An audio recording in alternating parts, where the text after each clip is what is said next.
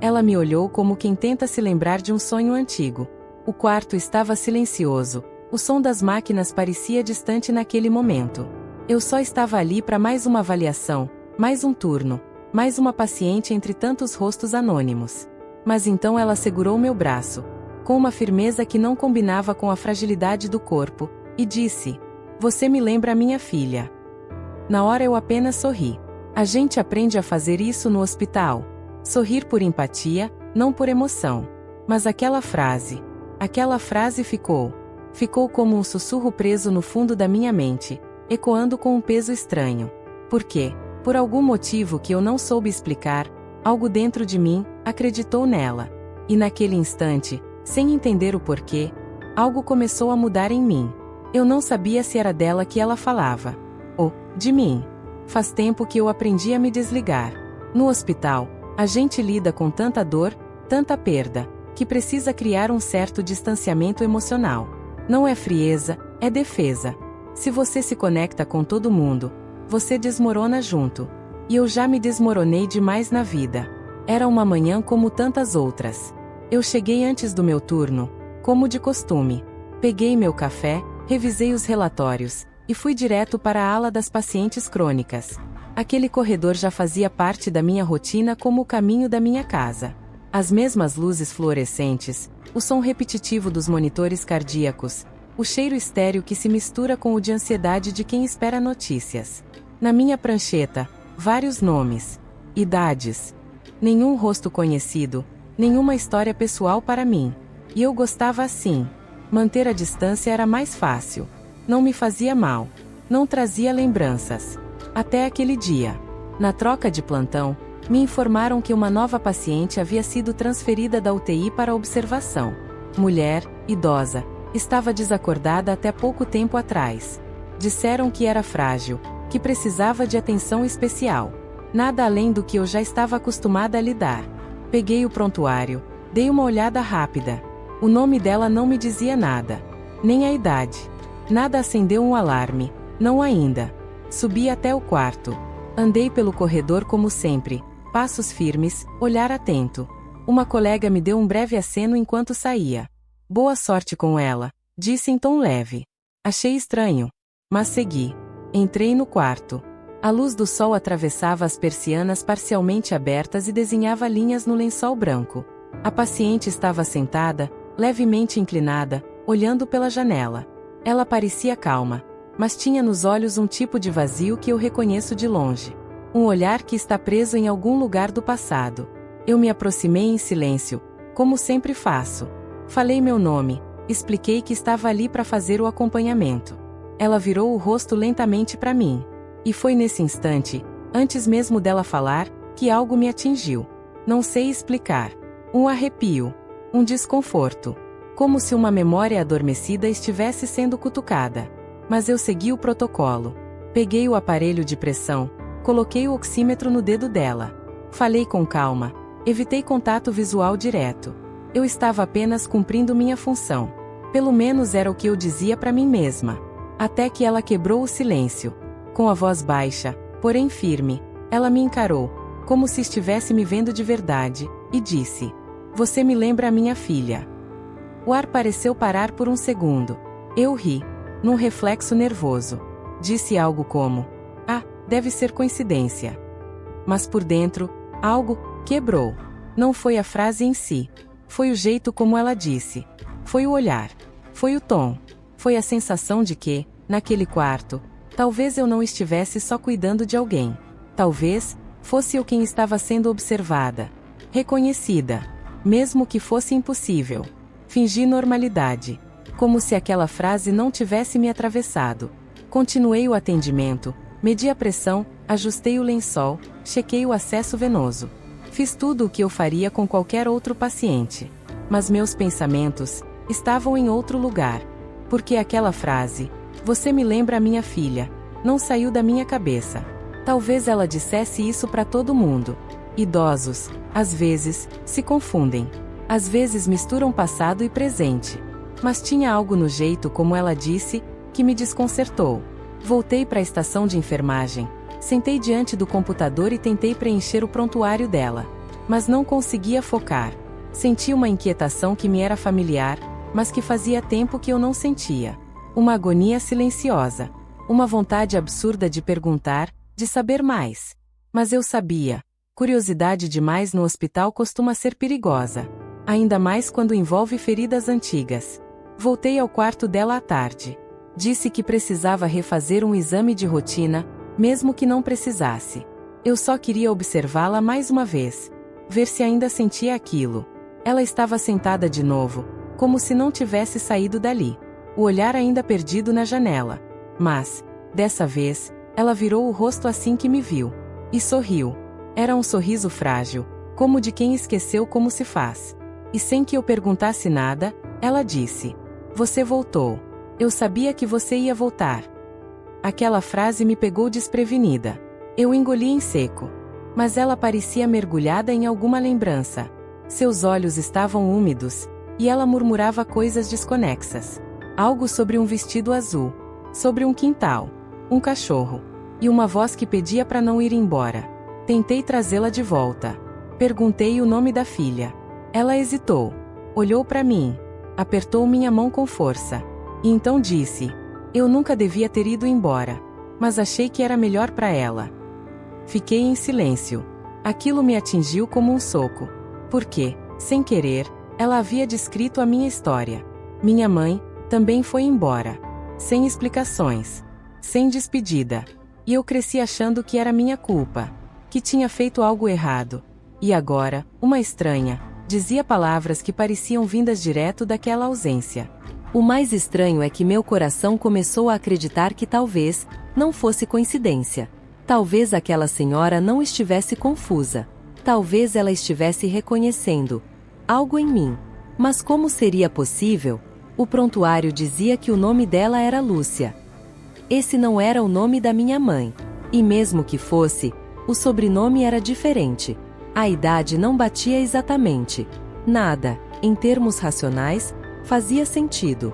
Mas sentimentos não seguem lógica. Voltei para casa depois do plantão com a cabeça girando. Vi fotos da infância. Tentei encontrar alguma conexão, algo que me explicasse o que eu estava sentindo. Mas só encontrei mais perguntas. No dia seguinte, me ofereci para cuidar dela de novo. Ninguém achou estranho. Pacientes idosos muitas vezes são negligenciados. Uma a mais, uma a menos, ninguém liga. Mas eu estava presa naquela história. E quanto mais eu me aproximava, mas eu sentia que havia algo ali. Algo não dito. Algo que, se eu não descobrisse, me perseguiria para sempre. Na manhã seguinte, cheguei mais cedo do que o habitual. Havia uma inquietação dentro de mim que não me deixava dormir direito desde que ouvi aquelas frases dela. Me troquei às pressas, pedi para ser designada novamente ao quarto da paciente Lúcia. Não precisei insistir. Ninguém nunca disputa esse tipo de atendimento. Uma senhora idosa, silenciosa, sem acompanhantes. Invisível para o mundo. Entrei no quarto em silêncio. Ela estava acordada, sentada, olhando para a porta, como se já soubesse que eu viria. "Bom dia, Dona Lúcia", eu disse, tentando parecer natural. Ela sorriu. Um sorriso tímido, sem mostrar os dentes. Quase infantil. "Você veio", respondeu apenas. Fui até a cama. Ajustei o travesseiro, chequei os sinais. Mas dessa vez, minhas mãos tremiam. Não dava mais para fingir que aquilo era só rotina. Eu estava emocionalmente envolvida, mesmo que tentasse negar. Ela me observava o tempo todo, como se me estudasse em silêncio. Havia uma expressão no rosto dela que misturava ternura e tristeza, como se estivesse vendo um fantasma. Em certo momento, ela segurou minha mão. Eu não consegui puxar de volta. Ficamos ali por alguns segundos, conectadas por algo que eu não sabia nomear. E então ela disse, com a voz entrecortada: "A minha filha, ela tinha suas mãos. Finas, mas fortes. E as sobrancelhas eram assim, quando ela estava brava comigo." Senti uma fisgada no peito. Eu não sabia o que dizer. Fiquei muda. Ela continuou, olhando pro nada. Minha garganta fechou. Quis perguntar o nome da filha. Quis perguntar por que foi embora, por que abandonou, por que agora. Mas nada saía. Eu só conseguia escutar, como se estivesse ouvindo a minha própria história, contada de outro corpo. E então aconteceu algo que me desmontou. Ela começou a chorar. Em silêncio. As lágrimas desciam pelo rosto enrugado sem que ela esboçasse som algum. Ela não soluçava. Era um choro que vinha de um lugar muito mais fundo do que os olhos. Segurei sua mão com mais firmeza. Minha máscara já estava molhada por dentro. Meus olhos ardendo. Mas eu não queria que ela visse que eu estava chorando também. Por quê? E se fosse verdade? E se ela fosse mesmo minha mãe? Ou pior, e se ela não fosse? E eu só estivesse projetando nela a ausência que carrego há anos. Ali, naquele quarto silencioso, se desenhava o maior dilema da minha vida. Manter a distância segura da profissional que sempre fui, ou atravessar a linha que separa o protocolo da verdade. Eu nunca tive respostas. Minha mãe foi embora quando eu tinha 8 anos. Disse que ia trabalhar longe. E nunca mais voltou. Cresci com avós, depois fui para abrigo. Nunca mais ouvi falar dela. Nenhuma carta. Nenhum telefonema. Mas e se esse reencontro improvável fosse a chance que eu pedi por tanto tempo, mesmo sem saber? Eu queria perguntar. Mas ela parecia frágil demais para verdades pesadas. E eu ainda me sentia pequena demais para ouvir as respostas. Então fiquei ali, em silêncio, segurando a mão dela como se, por alguns minutos, aquilo fosse o suficiente. Como se aquele toque calado fosse o que eu precisei a vida toda. Na saída, ela sussurrou algo, tão baixo que eu quase não ouvi. Me desculpa, por não ter ficado. Minha vontade era abraçá-la. Mas eu só sorri. Aquele sorriso que a gente treina no hospital. O mesmo que usei a vida inteira para esconder o que sinto. Saí do quarto com o coração em pedaços. E pela primeira vez em muito tempo, eu me senti filha de novo. Mesmo que só por dentro. Mesmo que só por um instante. Naquela noite, eu não consegui dormir. Fiquei deitada olhando pro teto, sentindo aquela frase martelar no peito. Me desculpa, por não ter ficado. Era como se alguém tivesse destrancado uma porta antiga dentro de mim. E, atrás dela, estavam memórias que eu passei a vida tentando esquecer. Fechei os olhos e me vi de novo com 8 anos.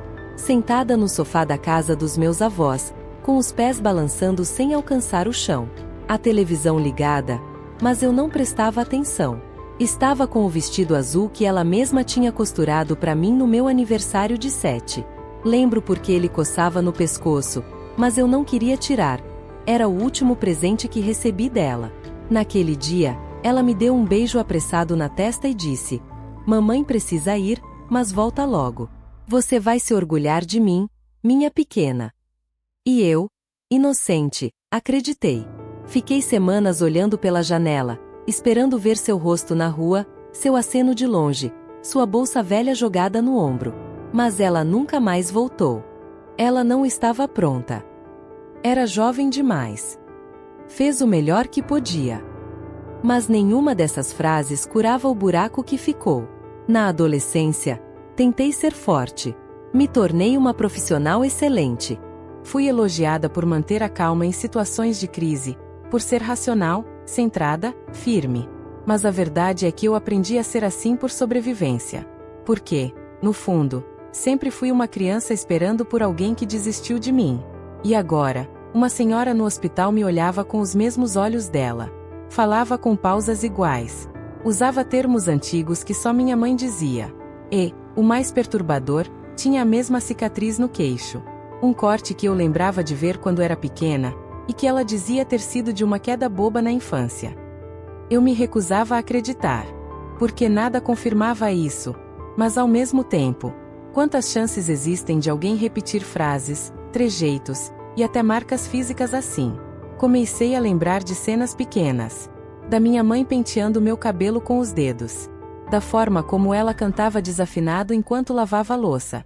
De como me chamava de formiguinha quando eu comia doce escondido. E aí, no hospital, Lúcia me ofereceu um pedaço de chocolate escondido na gaveta do criado mudo. Riu e disse: "Vai, formiguinha. Come antes que alguém veja." Aquilo não era coincidência. Não podia ser. Levantei, saí do quarto e fui até o banheiro. Me olhei no espelho. Tentei controlar a respiração. Mas minha imagem refletida parecia a de alguém que acabava de ver um fantasma. Ou pior, a de alguém que estava, pela primeira vez, se reconhecendo. Porque, naquele instante, não era só sobre ela lembrar a filha dela. Era sobre eu estar, talvez, diante da mãe que passei a vida inteira tentando esquecer, para não sofrer. O passado tinha voltado. Mas não em forma de foto, carta ou notícia. Tinha voltado em carne, osso e silêncio. E eu não fazia ideia do que fazer com tudo aquilo. Na manhã seguinte, a atmosfera do quarto estava mais pesada. A luz que entrava pelas persianas parecia menos acolhedora, como se algo tivesse mudado no ar. Lúcia estava deitada, mais fraca, mas com os olhos atentos, fixos em mim. Fiquei ao lado dela, segurando sua mão, tentando ser mais do que uma profissional, tentando ser humana, com medo do que aquela humanidade poderia despertar. Ela abriu os lábios para falar, mas por um instante hesitou.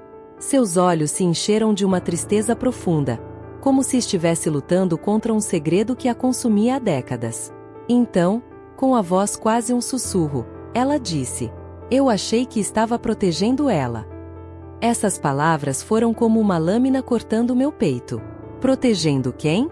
Ela não disse. Ou talvez eu não estivesse pronta para ouvir. Tentei perguntar, mas ela fechou os olhos, cansada demais para continuar. Senti uma mistura de alívio e frustração. Aquela frase parecia uma chave, mas a porta continuava trancada. Passei o resto do dia refletindo sobre o que ela havia dito. O que poderia significar proteger? Será que essa era a razão dela ter partido? Uma decisão dolorosa tomada sem escolha? Minha mente não parava. Imaginava cenários, buscava pistas em lembranças, nas palavras, no jeito de falar dela. Mas tudo permanecia ambíguo, como se aquela frase tivesse sido lançada para me deixar perdida em labirintos emocionais sem saída. Naquela noite, sozinha em meu quarto, peguei meu antigo diário da infância, um relicário de memórias, e relacionei o que sabia. Lembrei de quando minha mãe dizia, certa vez, que o mundo pode ser cruel demais para algumas pessoas, e que às vezes, afastar-se é uma forma de proteger quem se ama. Será que foi isso? Será que ela acreditou estar me protegendo ao partir? Ou será que havia algo mais obscuro, que ela nunca revelou? No hospital, a equipe comentava que Lúcia não tinha visitantes, que a família a tinha abandonado, e que ela era uma mulher cheia de mistérios. Mas para mim, ela já não era apenas uma paciente anônima. Era uma peça do meu quebra-cabeça emocional. Naquele dia, antes de sair do hospital, olhei novamente para ela. Ela dormia, com a mão ainda entrelaçada na minha. E eu me perguntei, em silêncio, quem era realmente essa mulher? E se aquela frase fosse o fragmento de uma verdade que eu ainda não estava pronta para desvendar? E assim ficou. A frase vaga, cheia de significado oculto. Um segredo que permaneceu guardado nas sombras, esperando para ser revelado. Enquanto eu, do lado de fora, tentava juntar os pedaços da minha própria história. Os dias que se seguiram foram silenciosos, como uma espera inquieta dentro de mim. Lúcia permanecia no hospital, cada vez mais fraca, cada vez mais distante do mundo que a rodeava. Eu continuava cuidando dela, cumprindo minhas tarefas, mas sentia que estava presa em algo maior do que uma rotina profissional. O prontuário, que antes parecia apenas um amontoado de dados frios, agora era um enigma. Não havia informações sobre familiares próximos. Nenhum contato listado. Lúcia parecia uma ilha, perdida entre papéis e lembranças fragmentadas. Tentativas minhas de buscar informações foram em vão. Perguntei discretamente à equipe, mas ninguém sabia ao certo nada sobre sua história. Era como se ela tivesse chegado ali sem passado, sem raízes. Numa tarde silenciosa, sentei ao lado dela, segurando sua mão frágil, olhando seu rosto marcado pelo tempo. Tentei ler em seus olhos algo que me dissesse mais do que palavras poderiam. Mas só encontrei o silêncio da ausência. Ela não acordou mais. Naquele momento, a frieza do hospital me atingiu com força. Mais uma vida se apagava sem respostas, sem despedidas. E eu, que tantas vezes presenciei finais assim, senti o peso da minha própria história se entrelaçar com aquela despedida. Me vi presa numa rede invisível de emoções contraditórias. o alívio de acabar com o sofrimento dela, e a dor profunda de uma despedida não vivida. Eu não tinha certeza se ela era realmente minha mãe, nem se aquela ligação que eu sentia era real ou fruto da minha vontade desesperada. Mas aquilo não importava mais. O que ficou foi a sensação de vazio. O que ficou foram perguntas que nunca teriam respostas. Naquele quarto, cheio de lembranças que jamais seriam reveladas, eu deixei um bilhete. Não era uma carta formal, nem uma confissão. Era um pedido silencioso para que, onde quer que ela estivesse, encontrasse a paz que nunca teve aqui. Saí do hospital naquele dia com a sensação de que havia perdido mais do que uma paciente. Havia perdido uma chance, talvez a última, de entender o que significava ser filha. E mesmo com a ausência de certezas, um sentimento me acompanhava. O de que, em algum lugar, aquela mulher e eu éramos duas almas buscando conexão. A vida continuou. Mas dentro de mim, um pedaço ficou para sempre naquele quarto, naquela cama, naquela frase incompleta. E assim, a história permanece. Sem fim. Sem respostas claras. Só com a certeza de que, às vezes, o que nos transforma não é o que entendemos, mas o que carregamos silenciosamente dentro do peito. Já se passaram semanas desde que ela se foi. A rotina do hospital voltou ao que sempre foi. Barulhos mecânicos, trocas de turno, rostos novos ocupando leitos antigos. Como se aquele quarto nunca tivesse sido realmente esvaziado. Como se, mesmo ausente, ela ainda estivesse ali, me observando, me atravessando com aquele olhar de quem parecia saber demais e dizer de menos. Não encontrei respostas. Não descobri se Lúcia era realmente minha mãe, se aquela conexão era real ou apenas o eco de um trauma mal resolvido. Não apareceu nenhum parente, nenhuma certidão, nenhuma explicação. Só ficou o silêncio. Mas, estranhamente, esse silêncio não me trouxe só dor. Ele também trouxe uma sensação de reconexão. Como se, mesmo sem confirmações, eu tivesse vivido uma espécie de reencontro simbólico. Como se, por alguns dias, eu tivesse reencontrado a ideia de mãe, não a pessoa, mas o espaço vazio onde essa palavra sempre doeu. Porque, no fundo, talvez não importasse o sangue, os documentos, os fatos. Talvez o que importasse fosse aquele instante em que ela me viu de verdade. Me chamou de filha sem saber, ou talvez, sabendo mais do que dizia. Desde então, minha forma de olhar para os pacientes mudou. Agora, cada rosto que atendo carrega um peso diferente. Será que essa pessoa também deixou alguém esperando? Será que tem um segredo guardado que nunca foi dito? E eu? Quantas pessoas eu já deixei passar sem ouvir de verdade? Não pelo que ela disse, mas pelo que não conseguiu terminar de dizer. E é isso que mais me assombra até hoje. As frases cortadas, os gestos interrompidos, o abraço que não aconteceu, a dúvida que nunca será respondida. Às vezes, me pego voltando ao mesmo corredor. Paro na frente do quarto vazio. Fecho os olhos, e por um instante, escuto de novo aquela voz fraca dizendo: "Você me lembra a minha filha." E eu me pergunto, será que ela sabia? Ou será que fui eu que quis acreditar? Você já sentiu que uma conexão inexplicável podia carregar uma verdade maior do que qualquer explicação? E se, na tentativa de buscar respostas, a gente acabasse encontrando apenas a gente mesmo?